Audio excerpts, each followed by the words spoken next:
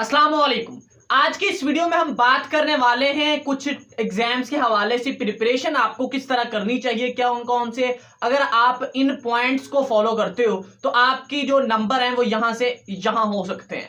लेकिन ये याद रखें, ये सारा के सारा डिपेंड करता है आपके हार्ड वर्किंग पे। मैं आपको कुछ टिप्स बताऊंगा, अगर आप उन पे अमल कर लेते हो तो इंशाल्लाह आप खुद कहेंगे कि वाकई भाई इन टिप्स का हमें बहुत ज्यादा फायदा हुआ है। तो वीडियो के साथ बने रहिएगा और ये तमाम के तमाम पॉइंट्स को अच्छे से नोट कर ले और इनको आपने अपने ऊपर अप्लाई भी करके देखना है, ठीक है, और अपने आप को इंप्रूव करने की कोशिश करनी है। तो हेलो दोस्तों, my name is Zeeshan Hussain और आप देख रहे हैं आपका प्यारा लवली और सुंदर सा चैनल केमिस्ट्री टाइगर्स। अगर आपने अभी तक हमारा चैनल सब्सक्राइब नहीं किया हुआ तो भाई जल्दी से चैनल सब्सक्राइब कर लें, क्योंकि आपको यहाँ पे एग्जाम टिप्स, गेस्ट पेपर्स चाहिए तो भाई जल्दी से चैनल को सब्सक्राइब जरूर कर लीजिएगा। जिस यूनिवर्सिटी फैसलाबाद की हर छोटी बड़ी अपडेट आपको इसी चैनल पर मिलती है। तो स्टार्ट करते हैं।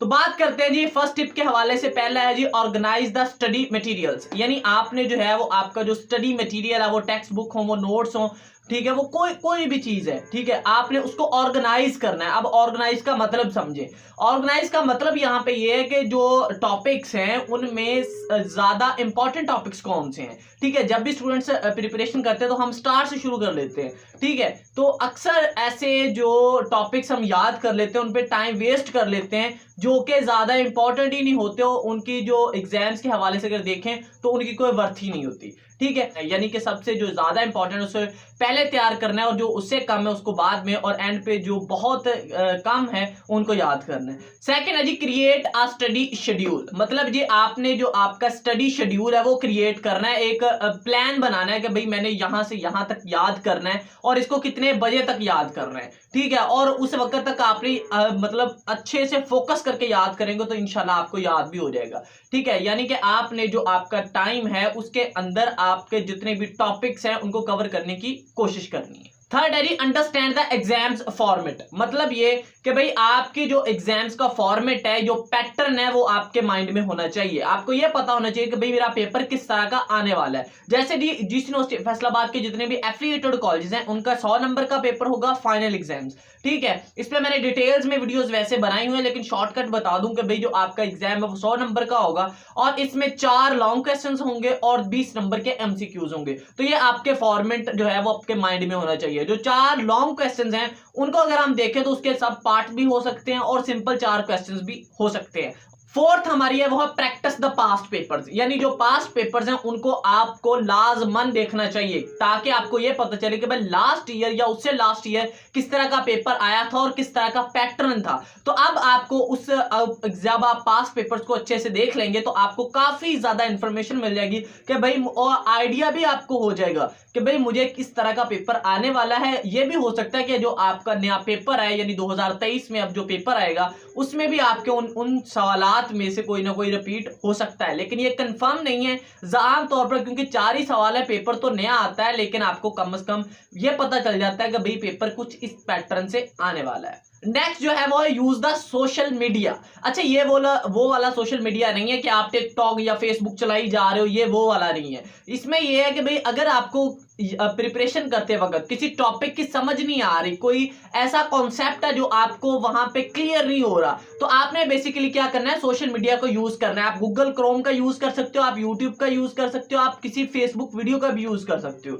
यानी कि आपको बेसिकली मकसद ये है कि आपका जो कॉन्सेप्ट है वो अच्छे से क्लियर हो जाए। नेक्स्ट जो है वो है प्रैक्टिस टाइम मैनेजमेंट। अक्सर स्टूडेंट्स ये कहते हैं कि भाई हमारा जो पेपर है वो मुझे आता था, मतलब सारा ही आता था, लेकिन मुझे जो टाइम था वो मिला है। तो आपको अपने आप को इस तरह प्रिपेयर करना है कि आपका जो टाइम के अंदर जो क्वेश्चंस है वो अच्छे से क्लियर हो जाए। अब यहां पे सवाल आता है कि भाई जो 4 सवाल लॉन्ग क्वेश्चंस हैं वो आपको उनके लिए कितना टाइम मतलब रिक्वायर्ड है। तो भाई सिंपल सी बात है, एक सवाल 20 नंबर का है, तो भाई आपको कम अज कम जो पेजेस पे लिखना चाहिए वो 5 से 6 पेजेस पे लिखा होना चाहिए, क्योंकि भाई 20 नंबर भी कुछ कम नंबर नहीं है। यानी आपको बेसिकली 6 से 5 से 6 जो पेज लिखने, इसके लिए जो टाइम है वो आप खुद मैनेज कर लें। मतलब कि आपके पास 2.5 घंटे होंगे, 3 घंटे का पेपर है, ठीक है। तो आम तौर पर कितना होता है जी, आधे घंटे के एमसीक्यूज और 2.5 घंटे के जो है वो आपको मतलब सब्जेक्टिव पेपर होता है। तो आप अपने आप को इस तरह मैनेज कर लें कि आपके 2.5 घंटे में वो 4 के 4 सवालात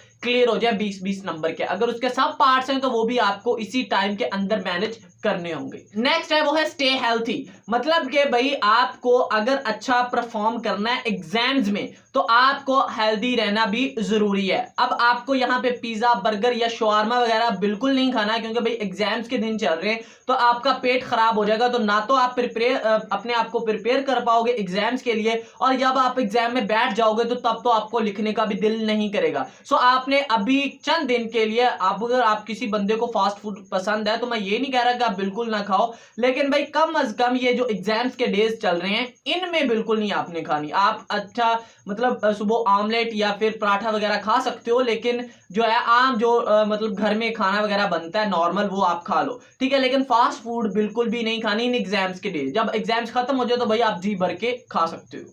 नंबर 8 पे आती है टेक ब्रेक्स। अब ये नहीं है कि भाई आपने एक स्टडी शेड्यूल बना लिया और जनाब सुबह 7 बजे से शाम 7 बजे तक आप पढ़े ही जा रहे हो, ठीक है, इसमें कोई ब्रेक ही नहीं है। भाई ऐसा बिल्कुल भी नहीं होगा, आप अच्छे से फोकस करके पढ़ ही नहीं पाओगे। बैठ तो जाओगे लेकिन पढ़ नहीं पाओगे। अब इसका क्या है कि आपने 2 या 3 घंटे पढ़ना है, उसके बाद कम से कम आधा घंटा या पौना घंटा आपने क्या करना है, ब्रेक करनी है। ब्रेक मतलब ये कि भाई आपने किताबें बंद करके कुछ रिलैक्स अपने आप को, आंखें बंद करके लंबी लंबी सांस लें, या मतलब कुछ भी ऐसी एक्टिविटी जिससे आप फ्रेश हो सको। आपने लगातार अगर आप पढ़ेंगे तो आपका फोकस स्टडी पे नहीं होगा, सिर्फ आप बैठ तो सकते हो लेकिन याद माइंड में नहीं रहेगा। सेकंड लास्ट पे आती है रिव्यू रेगुलरली। मतलब ये जो आपने याद किया हुआ है उसको आप कुछ देर बाद रिव्यू करते रहो, उसको देखते रहो, ठीक है। अगर आप ज्यादा देखते रहोगे, पढ़ते रहोगे, रीड करते रहोगे तो एक दफा आपको ज्यादा टाइम लगेगा, सेकंड टाइम उससे कम, और कुछ 2 या 4 या 5 दफा जब आप पढ़ लोगे अच्छे से तो फिर आपको सिर्फ 2 या फिर 3 मिनट ही लगने वाले रिवीजन के लिए। जब आप अच्छे से रिवीजन कर लोगे तो आपको जब एग्जाम्स में वो सवालात आएंगे तो आपको यूं करके लिख भी सकते हो, और आपको उसका अकेला पॉइंट भी याद होगा क्योंकि आपने बहुत दफा रिवीजन कर चुके होंगे। लास्ट पे आता है वो है टेस्ट योरसेल्फ। यानी आपने ये सारे 9 के 9 पॉइंट्स को अच्छे से देख लिया, अच्छे से अपने आप पर अप्लाई कर लिया। अब आपने खुद अपने से टेस्ट लेना है कि भाई क्या मुझे ये सवाल आता है या फिर नहीं, या मुझ में कौन सी कमी रह गई है। आपका कोई जजमेंट कोई दूसरा करेगा तो ये भी हो सकता है कि वो आपको जजमेंट अच्छे से ना कर पाए, लेकिन भाई आप खुद अपने आप को जज करोगे तो आपको खुद ही पता हो जाएगा कि भाई मुझे ये सवाल अच्छे से आता है और ये सवाल अच्छे से नहीं आता। यानी आप अपने आप को जब खुद जज करोगे तो भाई बहुत अच्छा रिजल्ट आपको मिलने वाला है। तो ये मैंने कोई तकरीबन 10 पॉइंट्स आपके साथ शेयर किए। आई होप कि ये वीडियो आपको अच्छी लगी होगी। अगर आप इन पॉइंट्स को अच्छे से अप्लाई करते हो अपने ऊपर तो उम्मीद है कि आपके नंबर काफी ज्यादा बढ़ सकते हैं। तो अगर आपको ये वीडियो अच्छी लगी तो वीडियो को लाइक कर दीजिएगा, चैनल को सब्सक्राइब नहीं किया तो भाई चैनल को भी जरूर सब्सक्राइब कर लीजिएगा। सो मिलते हैं अगली वीडियो में, तब तक के लिए अल्लाह हाफिज।